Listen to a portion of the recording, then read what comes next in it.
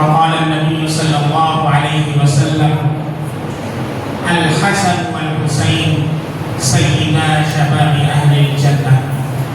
وقال النبي صلى الله عليه وسلم الحسن والحسين ريحانتاي من الدنيا. وقال النبي صلى الله عليه وسلم حسين مني وأنا من حسين، أو كما قال عليه الصلاة والسلام.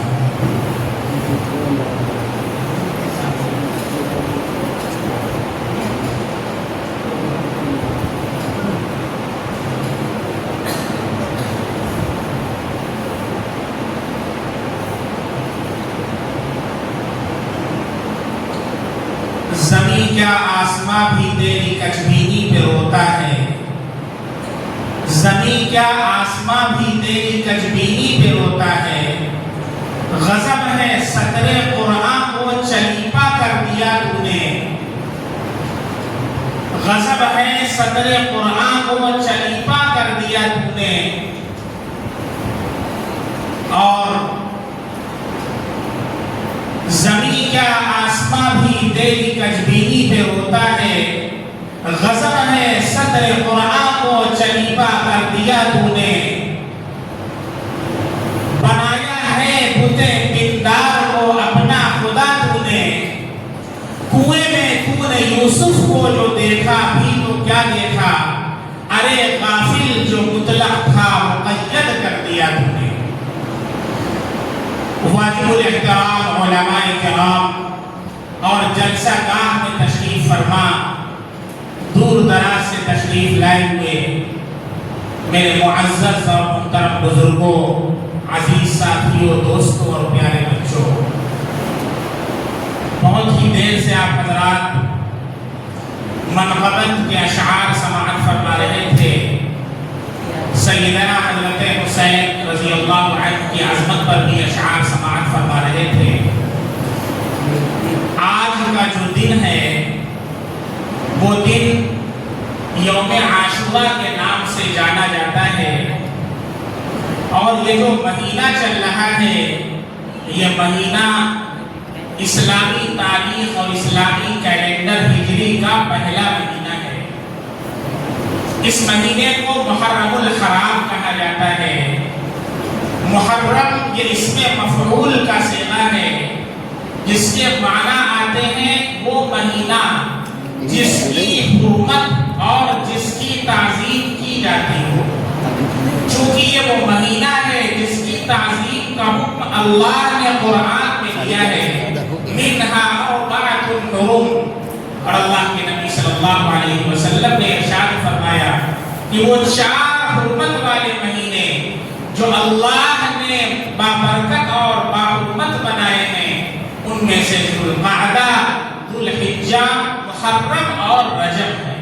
اور اس محرم کے اندر یہ دن یوم عاشورہ کا بہت ہی اہمیت کا حامل ہے۔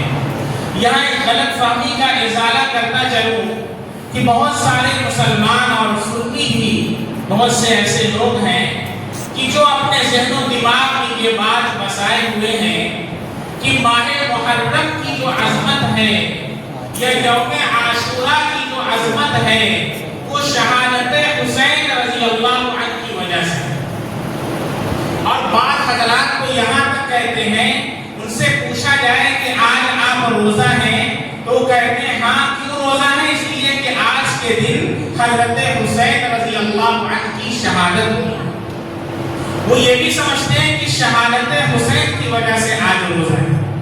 اس کو اچھی طرح سمجھ لیں اور اپنے ذہن کو کلیئر کر لیں کہ ماہ محرم کی عظمت اور اس کا احترام اور اس کا وقار شہادت حسین رضی اللہ عنہ کی وجہ سے نہیں، بلکہ اس روزے اول سے ہے جس دن اللہ نے اس زمین و آسمان کو پیدا فرمایا تھا اور مہینوں کی تعداد 12 مقرر فرمائی۔ چنانچہ قرآن میں اللہ کا ارشاد ہے، ان عدت الشہور عند اللہ 12 شہرا فی کتاب اللہ یوم خلق السماوات والارض منها 4 حرم۔ جس دن اللہ نے آسمان و زمین کو پیدا فرمایا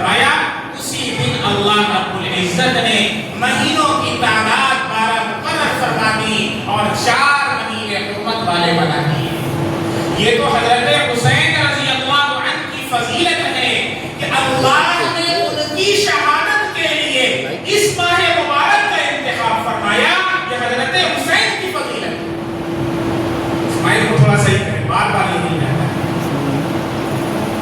ورنہ تو اس مہینے کا احترام اور اس مہینے کا تقدس اس روزے اول سے ہے کہ جب اللہ نے آسمان و زمین کو پیدا کیا. اللہ کے نبی صلی اللہ علیہ وسلم کی حدیث ہے، آپ صلی اللہ علیہ وسلم نے فرمایا ان افضل الصیام بعد رمضان شہر اللہ المحرم، یعنی اللہ کے نزدیک رمضان کے بعد سب سے عظمت والا اور سب سے افضل جو روزہ ہے وہ محرم الحرام کا روزہ ہے. رمضان کے بعد سب سے افضل روزہ اس ماہ مبارک کا روزہ ہے.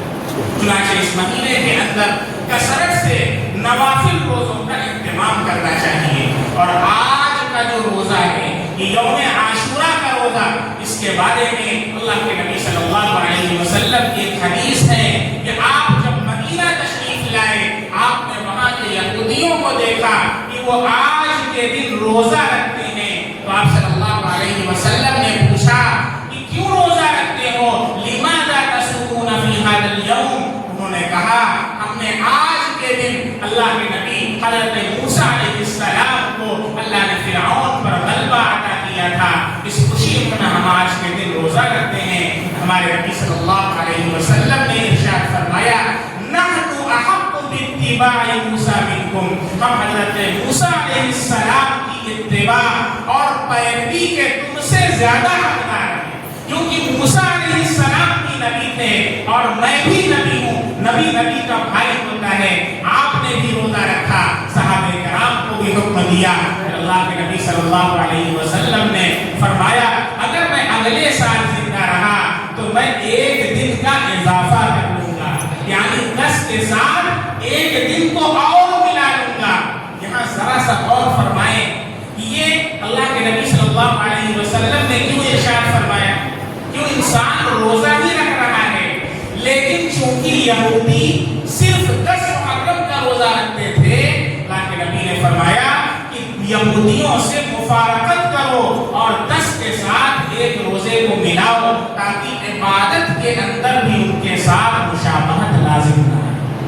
اب ذرا غور کریں، نبی کریم صلی اللہ علیہ وسلم عبادت میں یہودیوں کی مشابہت نہ ہو اس لیے ایک روزے کا اور حکم فرما رہے ہیں. یہ انسان روزہ ہی رکھتا ہے، کوئی ناچ گانا نہیں کرتا ہے، کوئی زنا نہیں کرتا ہے، حرام نہیں کر رہا، وہ روزہ رکھ رہا ہے. لیکن چونکہ یہودیوں کی مشابہت ہے اس لیے ہمارے نبی صلی اللہ علیہ وسلم نے فرمایا کہ میں ایک روزے کا اضافہ کروں گا. آج کے مسلمان نوجوانوں سے کہنا چاہتا ہوں، بچیوں سے کہنا چاہتا ہوں جو یہودیوں کی نقالی کرتے ہیں اور ان کی نقالی کے اندر پہناوا یہودیوں جیسا، لباس یہودیوں جیسا، معاشرت یہودیوں جیسی، بال یہودیوں جیسا. آج ظہر کی نماز کے اندر سامنے جو بندہ کھڑا تھا اس کی ٹی شرٹ کے پیچھے شیطان بنا ہوا تھا اور اس کی جنس پھٹی ہوئی تھی. اللہ کے بندو، اللہ کے نبی صلی اللہ علیہ وسلم نے ایک روزے کا حکم اس لیے دیا کہ یہودیوں سے عبادت میں مشابہت نہ ہو جائے.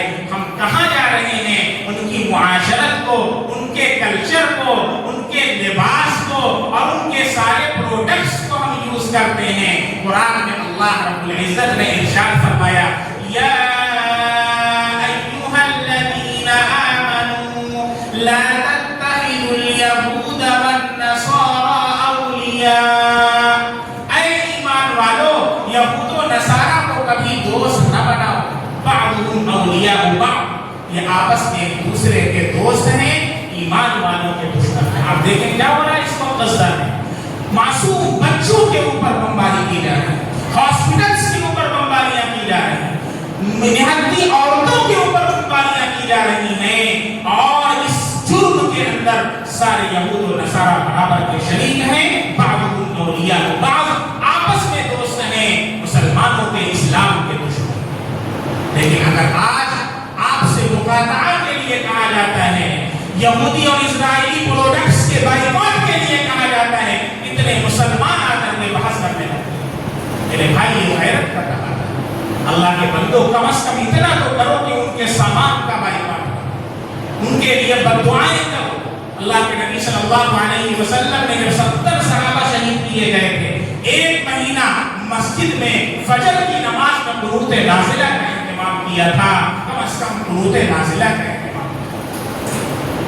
اللہ کے نبی صلی اللہ علیہ وسلم نے روزہ رکھنے کا حکم دیا تھا۔ یوم عاشورہ کی جو فضیلت ہے وہ بہت پہلے سے چلی آ رہی ہے، ہاں چونکہ تقدیر کا لکھا غالب آیا اور آج ہی کے دن بہت المناک اور دردناک حیرت انگیز واقعہ پیش آیا، اور وہ شہادت حسین رضی اللہ تعالیٰ عنہ اور اہل بیت کی شہادت کا واقعہ ہے۔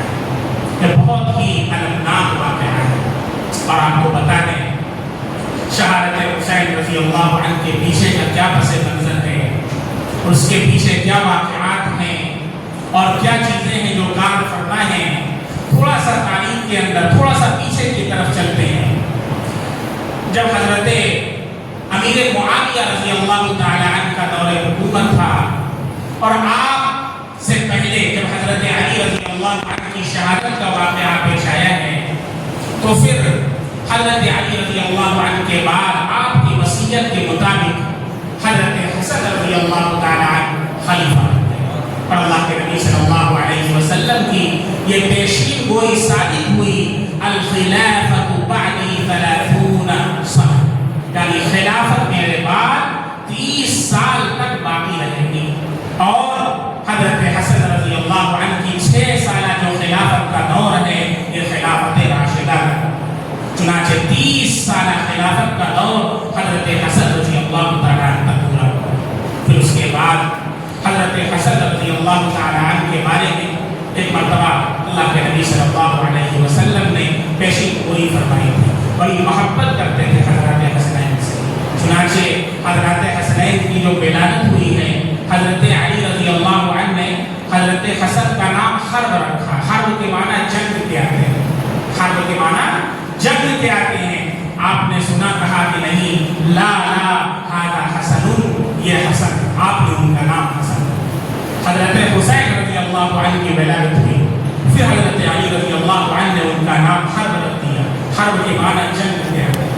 اللہ کے نبی صلی اللہ علیہ وسلم نے سنا، لا ھذا حسین، یہ حسین، اللہ کے نبی نے دونوں کا نام رکھا۔ اور حدیث میں آتا ہے کہ آپ صلی اللہ علیہ وسلم نے جب حضرت حسین رضی اللہ عنہ کی ولادت ہوئی ہے، اذن فی اذنیہ، آپ نے حضرت حسین رضی اللہ عنہ کے کانوں میں اذان اور اقامت خود نبی کریم صلی اللہ علیہ وسلم، پھر آپ کو یوں گود میں اٹھایا ہے اور آپ کے ساتھ تحنیک کیا ہے۔ تحنیک یہ سنت عمل ہے جس کو ہم لوگوں نے چھوڑ دیا ہے۔ تحنیک کا مطلب ہوتا ہے کہ بچے کو کسی اللہ والے کے پاس لے جایا جائے اور وہ کھجور ہے، چھہارا ہے، جو کوئی میٹھی چیز اپنے منہ میں چبا کر کے اور نکال کر کے بچے کے تالو میں لگا دیں اور اس کو برکت کی دعا دیں، یہ تحنیک کا عمل ہے۔ صحابہ کرام اپنے بچوں کو اللہ کے نبی صلی اللہ علیہ وسلم کی صحبت میں لایا کرتے تھے۔ نبی کریم صلی اللہ علیہ وسلم نے حضرت حسین رضی اللہ عنہ کو ہاتھ میں لیا ہے اور آپ نے کوئی چیز چبائی ہے اور اس کو آپ کے اندر لگایا ہے اور اپنا لعاب دہن نکال کر کے آپ کے منہ میں ڈالا۔ جیسے کشتی ہوتی ہے، لڑائی ہوتی ہے، تو جو ماسٹر ہوتا ہے وہ پہلوان کو تیاری کراتا ہے، اس کو کھلاتا ہے، پلاتا ہے، اس کو تمام طرح کی جو کلا بازیاں ہوتی ہیں وہ سکھلاتا ہے اور میدان کے لیے تیار کرتا ہے تاکہ میرے پہلوان کی پیٹھ زمین پر نہ لگے، اور جیسے ہی پیٹھ لگے گی وہ مقابلہ ہار جائے۔ ادھر اللہ کے نبی صلی اللہ علیہ وسلم حضرت حسین رضی اللہ عنہ کو میدان کربلا کی کشتی کے لیے تیار کرتے، ادھر پہلوانوں کو تیار کیا جاتا ہے بادام اور کاجو کھلا کر کے، ادھر ہمارے نبی صلی اللہ علیہ وسلم اپنے نواسے کو اپنا لعاب دہن کھلا کر کے تیار۔ جگر گوشہ بطول کا دودھ ہے اور ایک طرف لعاب رسول جس سے حضرت حسین کی تربیت ہوئی. حضرت ام سلمہ رضی اللہ عنہا کی روایت ہے کہ آپ نے ارشاد فرما دیا کہ یہ میرا جو نواسا ہے حضرت حسین، اس کی شہادت ہوگی، اور مٹی عطا فرمائی. کہا کہ جبریل امین میرے پاس لے کر کے آئے تھے، اس مٹی کو رکھ دو، اور جب یہ مٹی سرخ ہوگی تو اسی وقت میرے نواسے کا منہ کربلا کی زمین پر گرے. اور وہ بالکل مٹی رکھی ہوئی تھی، اور مٹی جب سرخ ہوئی ہے اور ادھر ہوگا. یہ ساری چیزیں پہلے سے ترتیب میں لکھی ہوئی. ہم نے ایمان مفصل پڑھا ہے، آمنت باللہ و ملائکتہ و کتبہ و رسلہ، آخر میں کیا ہے؟ والقدر خیر و شر. اس پر بھی ہمارا ایمان ہے. اللہ کے نبی نے حدیث میں ارشاد فرمایا جف القلم بما هو الکائن، جو چیز بھی ہونے والی ہے قیامت تک قلم اس کو لکھ کر کے خشک ہو چکا ہے، وہ ہو کر اس کو کوئی ٹال نہیں سکتا. اچھا یہ سلسلہ بہت پہلے سے چلا ہے. ایک حدیث میں اللہ کے نبی صلی اللہ علیہ وسلم نے ارشاد فرمایا انا ابن الذبیحین، میں دو ذبیحوں کا بیٹا ہوں. انا ابن الذبیحین، میں دو ذبیحوں کا بیٹا ہوں. کیا مطلب؟ ہمارے نبی صلی اللہ علیہ وسلم کی جو نسل چلی ہے وہ حضرت اسماعیل علیہ السلام سے چلی ہے. حضرت ابراہیم علیہ السلام کے جو دو بیٹے تھے، حضرت اسحاق علیہ السلام اور حضرت اسماعیل علیہ السلام، ہمارے نبی کی نسل کس سے چلی ہے؟ حضرت اسماعیل علیہ السلام. حضرت اسماعیل علیہ السلام کی اولاد سے ہمارے نبی صلی اللہ علیہ وسلم. اب دیکھیں امتحان ہی لیا گیا ہے. حضرت ابراہیم علیہ السلام کو خواب میں دکھایا گیا بیٹے کو قربان کر. بیٹے کے سامنے خواب بیان کیا انی ارا انی اذبحک فانظر ماذا ترى. قرآن اس کو نقل کرتا ہے اے بیٹے میں نے خواب دیکھا ہے، میں تجھے ذبح کر رہا ہوں. دیکھیں بیٹے کا جواب کیا ہے. انسان کوئی جواب دیتا ہے تو تھوڑا سوچتا ہے، تھوڑا سا توقف کرتا ہے، سوچنے کے بعد کہتا ہے. اور جہاں جان کی بات آئے تو کتنا سوچے گا. ابھی آپ کا دوست فون کرے 1000 روپیہ مانگے تو آپ بہت سوچیں گے. مال کی بات نہیں، جان کی بات آئے گی تو کتنا سوچیں گے.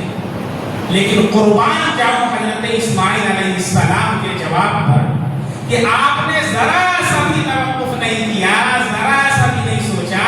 ادھر ابا کہہ رہے ہیں کہ میں نے خواب دیکھا ہے کہ میں تجھے ذبح کر رہا ہوں، ادھر بیٹا کہتا ففعل. یہ فا جو آتا ہے عربی میں، جو حضرات عربی جانتے ہوں گے ذرا سی بھی ان کو مزہ آئے گا، تعقیب مع الوصل کے لیے آتا ہے. تعقیب مع الوصل کے لیے کیا مطلب ہوتا ہے؟ جیسے کسی کام کو بتانا ہے کہ فوراً بات نہیں ہوگا، یہ کام کے بعد فوراً یہ کام ہوگا، تو اس کے لیے فا آتا ہے. ثم بھی آتا ہے، واو بھی آتا ہے، لیکن ان سب چیزوں میں تاخیر ہوتی ہے. جیسے آپ کو کہنا ہے زید آیا پھر عمر آیا، تو آپ عربی میں کہیں گے جاء زید ثم عمر. اس کا مطلب پہلے زید آ کے بیٹھ گیا، اس کے تھوڑی دیر کے بعد عمر آیا. اگر آپ نے کہا جاء زید فعمر، کا مطلب زید جیسے ہی آیا فوراً عمر آ گیا.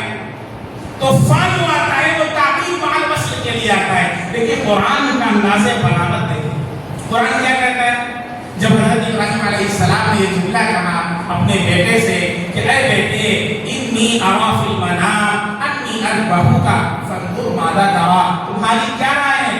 بیٹا فوراً کہتا ہے یا ابت فعل ما تؤمر ستجدنی ان شاء اللہ من الصابرین.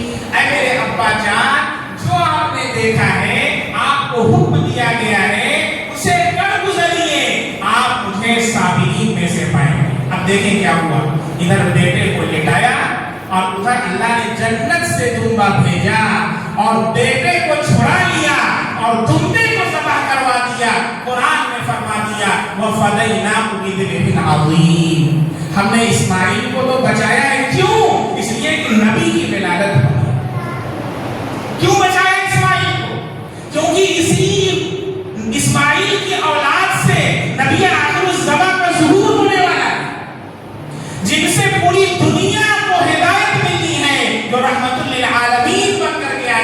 ہیں، اس لیے اسماعیل علیہ السلام کے فدیے میں دمبا کو ذبح کروا دیا، اور ایک ذبیحہ تو یہ ہوا۔ پھر اللہ کے نبی نے فرمایا 2 ذبیحوں کا بیٹا ہوں۔ آپ کے والد محترم حضرت عبداللہ، آپ کو جانتے ہیں، حضرت عبد المطلب نے منت مانی تھی۔ کیا منت مانی تھی؟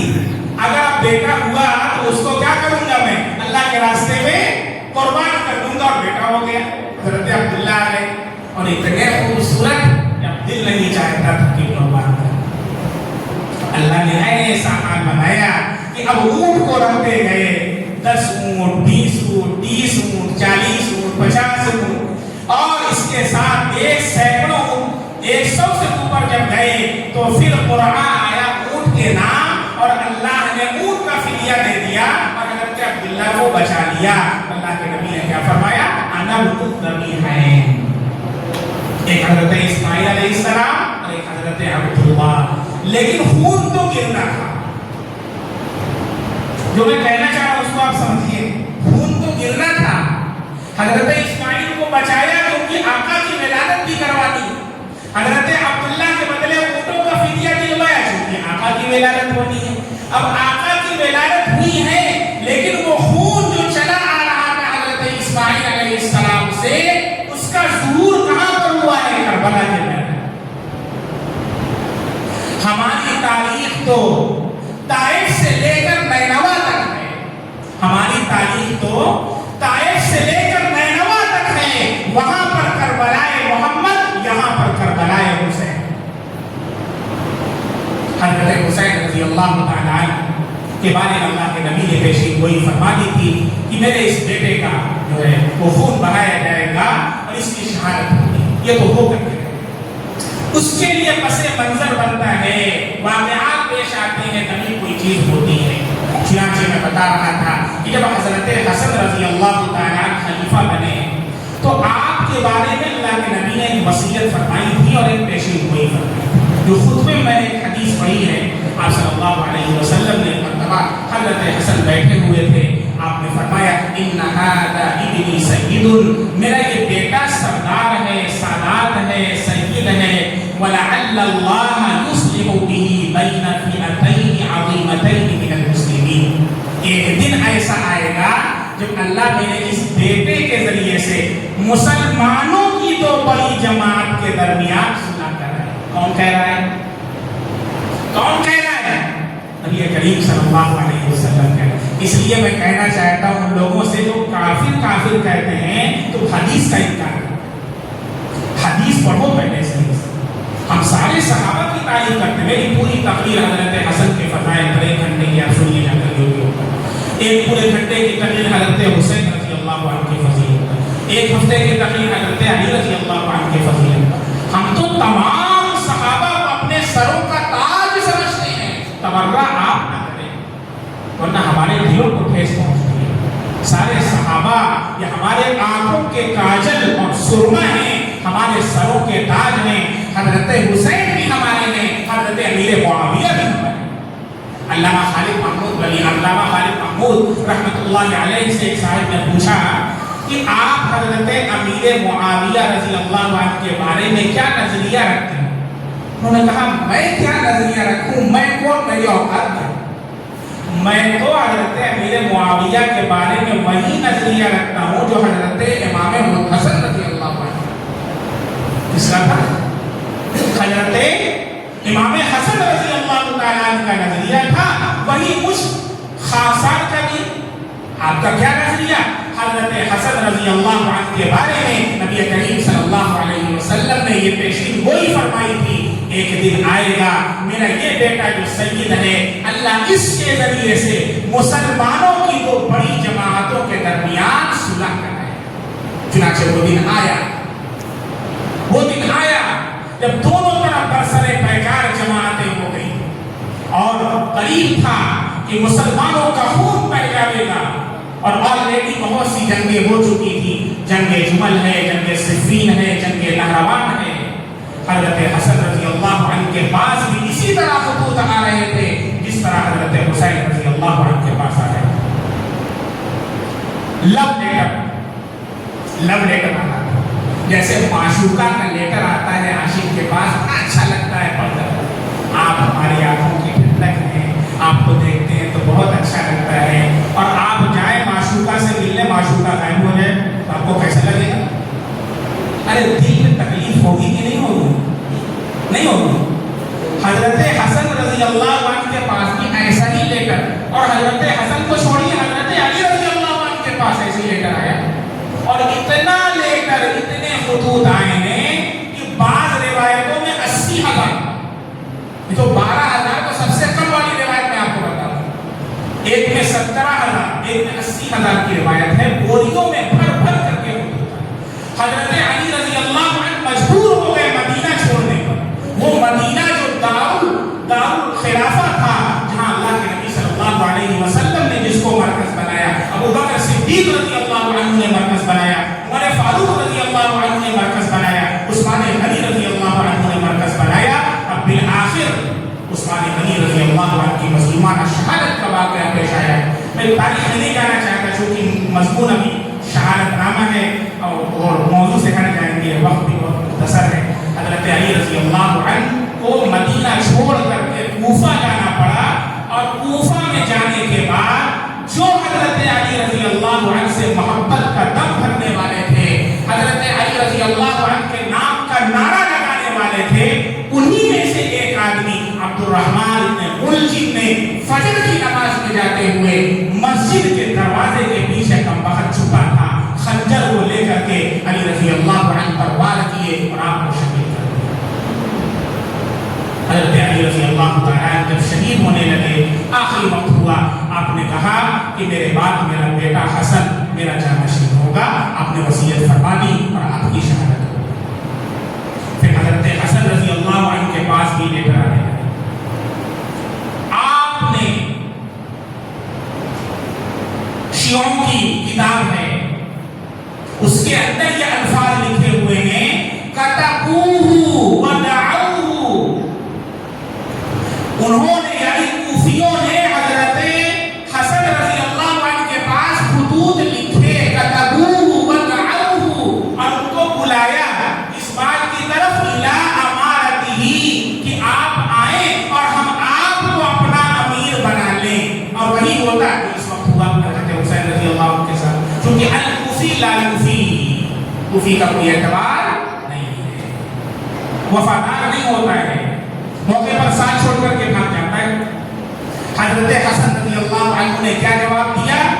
آپ نے فعصا، آپ نے جانے سے انکار کر دیا، ابا، آپ نے انکار کر دیا، اور ڈائریکٹ آپ حضرت امیر معاویہ کے پاس گئے اور جا کر کے آپ نے شرائط لکھوائی، اور ان شرائط پر امیر معاویہ رضی اللہ عنہ سے دستخط کروائی، اور پھر آپ نے حضرت امیر معاویہ کے ہاتھ پر بیعت، اور اللہ کے نبی صلی اللہ علیہ وسلم کی یہ پیشین گوئی پوری ہوئی، لعل اللہ یصلح بہ بین فئتین عظیمتین من المسلمین، اللہ میرے اس بیٹے کے ذریعے مسلمانوں کی دو بڑی جماعت میں صلح کرا دے۔ اور حضرت حسین رضی اللہ تعالی عنہ نے بھی حضرت علی رضی اللہ، حضرت امیر معاویہ رضی اللہ عنہ کے ہاتھ پر بیعت کی، اور 4 لاکھ درہم جب تک حضرت امیر معاویہ بحیات رہے حضرت حسنین کی خدمت میں بھیجا کرتے، 4 لاکھ درہم۔ 19 سال کا یہ دور چل رہا ہے، 19 سال کے دور میں کبھی ایسا نہیں ہوا کہ کوئی بھی اختلاف پیدا ہوا ہو، کسی نے سر اٹھایا ہو، اور کوئی خانہ جنگی ہوئی ہو یا مسلمانوں کی کوئی جنگ ہوئی۔ 64 لاکھ مربع میل پر اسلام کا پرچم لہرایا۔ حضرت حسن رضی اللہ عنہ کو بھی زہر دیا گیا، اور اس زہر کی وجہ سے آپ کی میں شہادت ہو گئی۔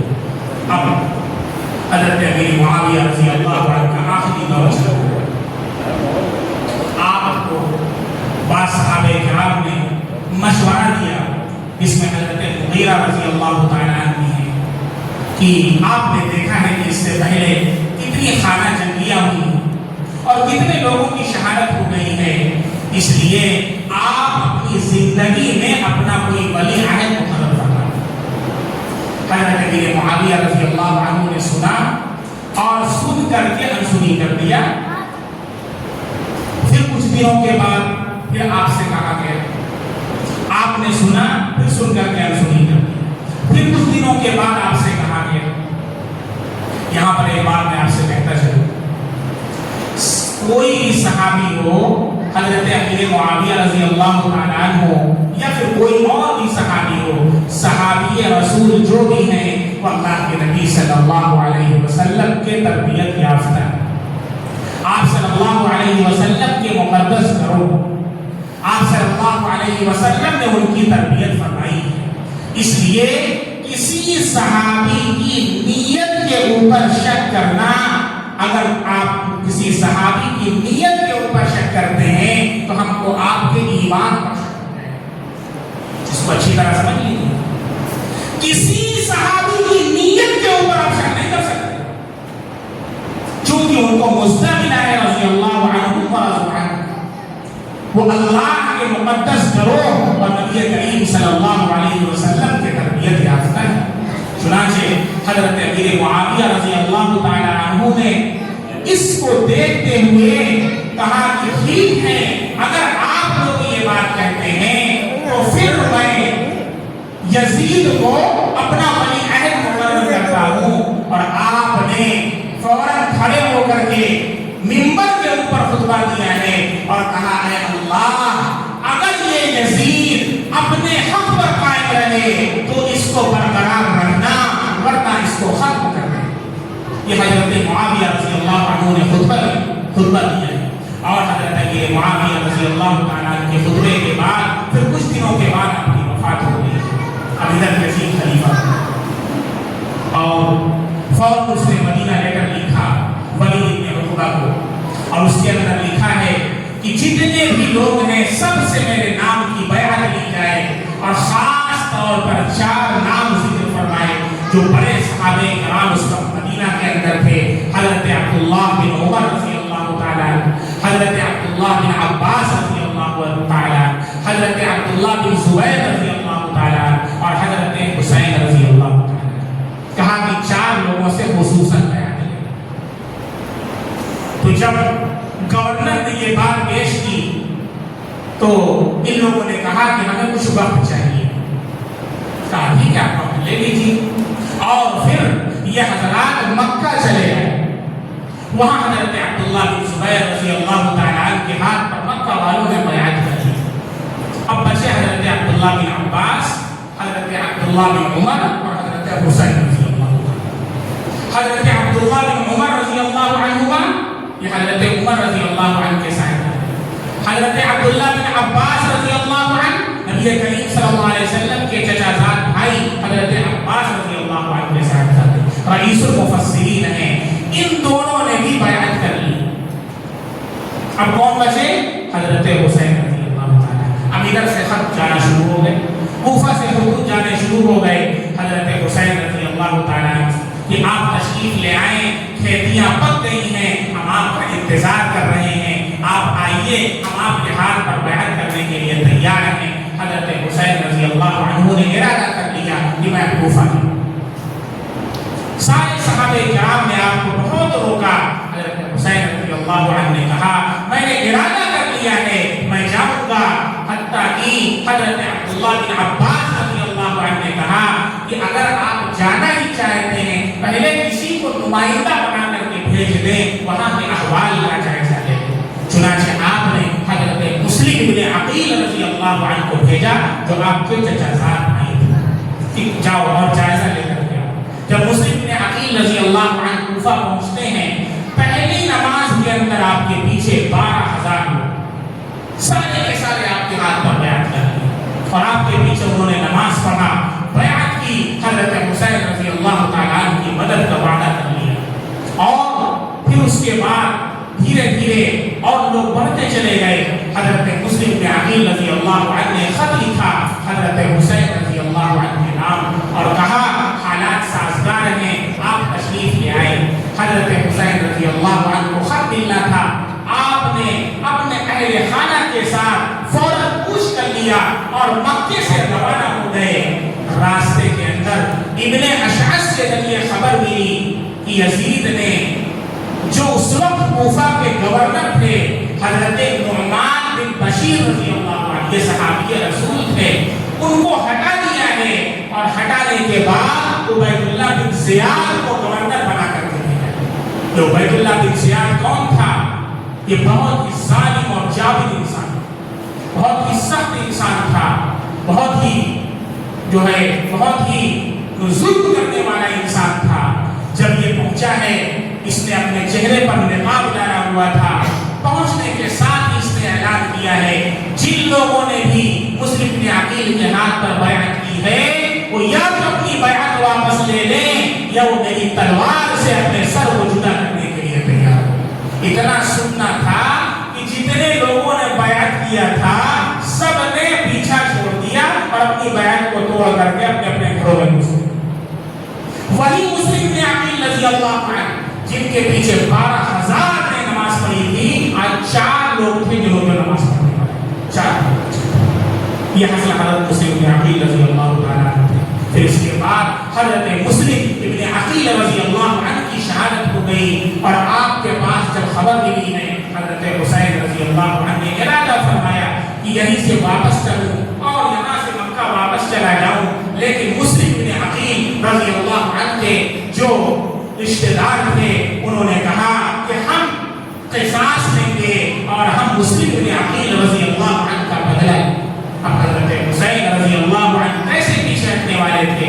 आपने कहा ठीक है, काफिला आगे चलता है, आगे चलता है, हत्ता कि वो मकाम आता है जिसे करबला, ये असल में अरबी जुबान का लफ्ज़ है, करबुन व बलाउन। करबुन व बलाउन, कर्ब के माना तकलीफ और मशक्कत के आते हैं, बला के माना मुसीबत के आते हैं। करबुन व बलाउन, करबो बला और वाव को जब हटा देंगे तो ये करबला हो जाता है। ये वो जगह है कि जहाँ पर हुर बिन यजीद मिलता है। ये वो हुर बिन यजीद है कि जो बाद में हज़रत हुसैन रज़ियल्लाहु अन्हु के लश्कर में शामिल हो जाते हैं और आपके साथ लड़ते हुए शहीद हो जाते हैं। और उस वक्त 1000 के लश्कर के साथ हज़रत हुसैन रज़ियल्लाहु ताला अन्हु को रोक लेते हैं कि आप यहाँ ठहर जाएं। हज़रत हुसैन रज़ियल्लाहु अन्हु ने वहीं पर पड़ाव डाल दिया। फिर उसके बाद इब्ने साद 4000 के लश्कर के साथ आता है और घेराव कर लेता है। हज़रत हुसैन रज़ियल्लाहु ताला अन्हु ने कहा कि मुझे मुलाकात के लिए वक्त चाहिए। इब्ने साद ने कहा ठीक, मुलाकात होती है, गुफ्तगू होती है, बातें होती हैं। हज़रत हुसैन रज़ियल्लाहु ताला अन्हु ने 3 तजावीज़ पेश फरमाई। सबसे पहली तजवीज़ ये थी कि मुझे मक्का वापस जाने दो, जहाँ से मैं आया हूँ वहीं वापस चला जाऊँगा। दूसरी तजवीज़ ये पेश की, मुझे कहीं इस्लामी सरहद की तरफ निकल जाने दो कि मैं वहाँ लड़ते हुए अल्लाह के रास्ते में शहीद हो जाऊँगा। तीसरी तजवीज़ ये पेश की, मुझे डायरेक्ट दिमश्क यजीद के पास जाने दो, मैं अपना मामला यजीद के साथ तय कर लूँगा। उलमा ने लिखा है कि अगर ये बात तय हो जाती और हज़रत हुसैन रज़ियल्लाहु अन्हु की यजीद के साथ मुलाकात हो जाती, तो जिस तरीके से हज़रत मुआविया रज़ियल्लाहु अन्हु के साथ हज़रत हसन रज़ियल्लाहु अन्हु की मुलाकात हुई थी और मामला वहीं पर ठप हो गया था, सुलह हो गई थी, इसी तरीके से यहाँ भी बात आगे न बढ़ती। लेकिन बहुत सारे बीच में ऐसे लोग होते हैं जो ये नहीं चाहते कि सुलह हो जाए। चुनांचे इब्ने साद जो हज़रत हुसैन रज़ियल्लाहु अन्हु के रिश्तेदारी में आते थे, इन्होंने खत लिखा और उबैदुल्लाह बिन ज़ियाद को भेजा, कहा कि आपने बहुत अच्छी बात इरशाद फरमाई है। उबैदुल्लाह बिन ज़ियाद के पास बैठा था शुमर बिन जोशन, तो बदबख्त इंसान था। उसने कोहनी मारी और कहा कि आपने भेजा है इब्ने साद को वहाँ यजीद की बैअत लेने के लिए कि सुलह कराने के लिए भेजा है। और इतना कहना था कि फिर उबैदुल्लाह बिन ज़ियाद को गुस्सा आया और उसने खत लिख करके शुमर बिन जोशन को दिया और कहा कि जाकर के साद को कह दो कि अगर तुमको सुलह करानी है तो पीछे हट जाओ और शुमर बिन जोशन को मैं कमांडर बना करके भेज रहा हूँ, वरना अपने काम पर गामजन। और फिर उसके बाद मैदान को तंग कर दिया जाता है, हत्ता कि नमाज़ रसूल और अहले बैत का पानी बंद कर दिया जाता है। 3 दिन تک پانی آپ کا بند کر دیا گیا۔ آپ ذرا سوچیں کہ وہ نواسے رسول حضرت حسین رضی اللہ تعالیٰ جن کے لبوں کو اللہ کے نبی صلی اللہ علیہ وسلم نے چوسا تھا، جن کے منہ میں اللہ کے نبی صلی اللہ علیہ وسلم نے اپنا لعاب دہن ڈالا تھا، ان کو آج پانی سے محروم کر دیا جاتا ہے۔ باقاعدہ فوجی بیٹھا دیے جاتے ہیں کہ جو پانی لینے جائے گا اس پر حملہ کر کے اس کو شہید کر دیا جائے، حتیٰ کہ بالکل آخری وقت آتا ہے، حضرت حسین رضی اللہ تعالیٰ کہتے ہیں ایک رات میں تم سے مانگتا ہوں، ایک رات مجھے دے دو کہ میں اس میں اپنے رب کی عبادت کر سکوں اور اپنے رب سے التجا کر سکوں۔ چنانچہ ایک رات کا وقت دے دیا جاتا ہے۔ حضرت حسین رضی اللہ عنہ پوری رات اللہ کی عبادت میں گزارتے ہیں اور اپنے اہل بیت سے کہا ہے کہ اے میرے اہل بیت، میرا تم سے کوئی شکوہ دلا نہیں ہے، مجھے تم سے کوئی اعتراض مجھے تم پر نہ ہوگا، اللہ کے واسطے تم میں سے جو جانا چاہے جا سکتا ہے، میں کبھی بھی اس سے ناراض نہیں۔ اور اتنا کہنے کے بعد آپ نے چراغوں کو گل کر دیا۔ تھوڑی دیر کے بعد چراغ جلایا جاتا ہے، جتنے لوگ تھے وہ ایسے ہی بیٹھے اور کہتے ہیں کہ میں آپ کو چھوڑ کر کے ہم نہیں جا سکتے، اگر آپ کی شہادت ہوگی ہماری بھی شہادت آپ کے ساتھ۔ یہ وہ پروانے تھے تو شمع حسین کے اوپر نشان ہونے والے تھے۔ حضرت حسین رضی اللہ تعالیٰ عنہ نے پوری رات اللہ کی عبادت میں گزاری ہے، سجدے کے اندر گزارا ہے۔ اگر کربلا کو میں دو لفظوں کے اندر بیان کروں تو دو لفظ اگر آپ کو خلاصے کے اندر نکالنے ہیں تو ایک ہے قیام حسین اور ایک ہے سجدہ حسین۔ ایک حضرت حسین کا قیام تھا ظلم کے خلاف، جبر کے خلاف اور ارتداد کے خلاف، ہر دھرمی کے خلاف، اور ایک سجدہ تھا جب حسین کھڑا نہ رہ سکا اور اسے تیروں سے چھلنی کر دیا تو پھر وہ گرتا ہے اور سجدے کے اندر چلا جاتا ہے۔ کوئی نماز حضرت حسین نے قضا نہ کی۔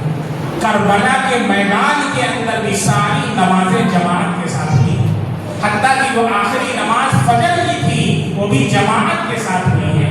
اس سے کیا سبق ملتا ہے اے مسلمانوں؟ جس حسین نے اپنی اور اپنے اہل بیت کی جانوں کا نذرانہ اسلام کے لیے پیش کیا، نمازوں کو قضا نہ کیا، قیام اور سجدے سے آباد کیا ہے کربلا کی سرزمین کو۔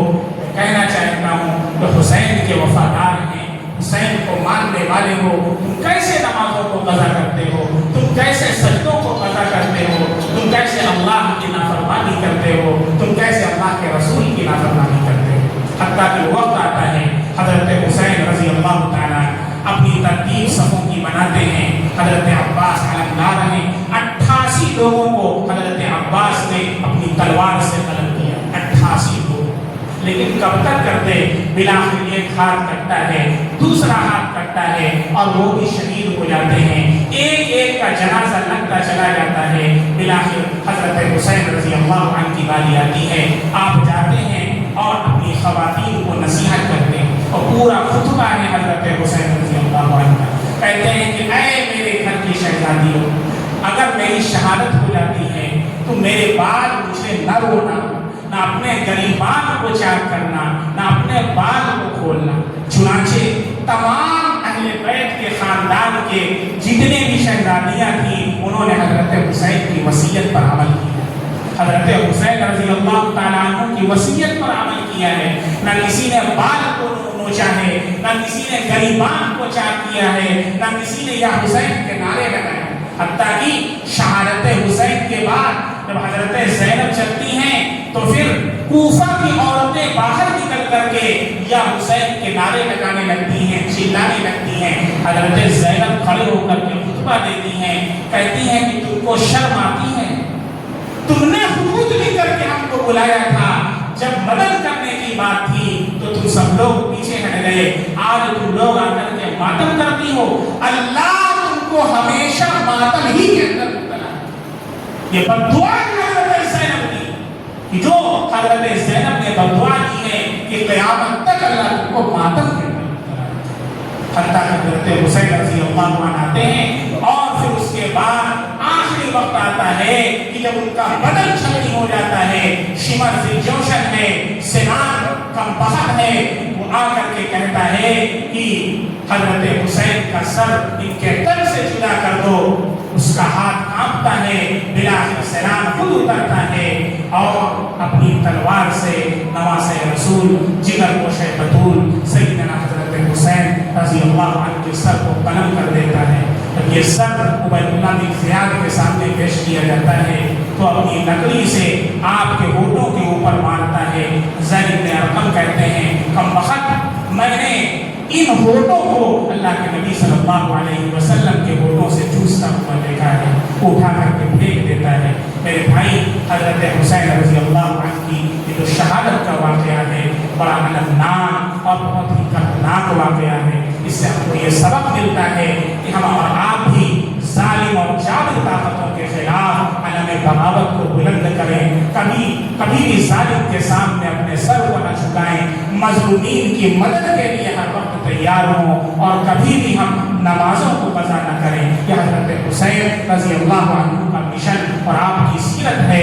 اللہ رب العزت سے دعا ہے اللہ تعالیٰ ہم سب تمام کے دلوں میں حب اہل بیت اور حب حسین اور حب صحابہ کو زندہ فرمائے اور پوری زندگی حضرت حسین رضی اللہ تعالیٰ عنہ کی سیرت پر اور آپ کی شخصیت کے اوپر، آپ کے مشن کے اوپر ہم سب کو چلنے کی توفیق کا عمل فرمائے۔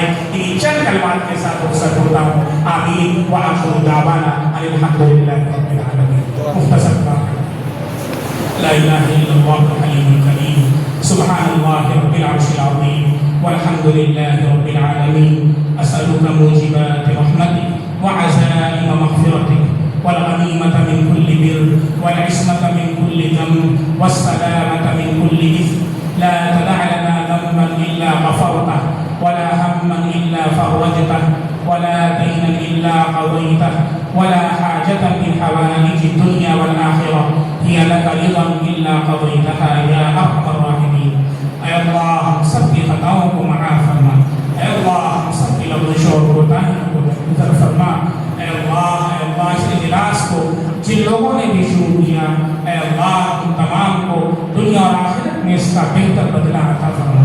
اے اللہ جو باتیں کہی گئی ہیں اے اللہ ان باتوں پر ہم سب کو عمل پیرا ہونے کی توفیق عطا فرما۔ اے اللہ تو ہم سب کے دلوں کو حب صحابہ حب اہل بیت سے سرشار فرما۔ اے اللہ ہم سب کو اپنی زندگی حضرت حسین رضی اللہ تعالی عنہ کے مشن کے اوپر گامزن کرنے کی توفیق عطا فرما۔ اے اللہ جن لوگوں نے بھی اے اللہ دعاؤں کے لیے کہا ہے اے اللہ تو ان کے جائز مقاصد کو پورا فرما۔ اے اللہ جن لوگوں نے بھی اس اجلاس کو منعقد کیا ہے اے اللہ بندام درم سخن تعاون کیا ہے اے اللہ تو ان کی آل اولاد میں خوب ترقیات عطا فرما۔ اے اللہ جب تک زندہ رہ ایمان اور اعمال پر زندہ رہ، اے اللہ جب ہمارا خاتمہ ہو ایمان اور اعمال پر ہم سب کا خاتمہ عطا فرما۔ اے اللہ ہماری مختصر سی دعا کو جناب نبی کریم صلی اللہ علیہ وسلم کے صدقے اور طفیل میں قبول عطا فرما۔ وصلی اللہ تعالی علی خیر خلقہ محمد وعلی آلہ وصحبہ وذریاتہ وأهل بيته أجمعين برحمتك يا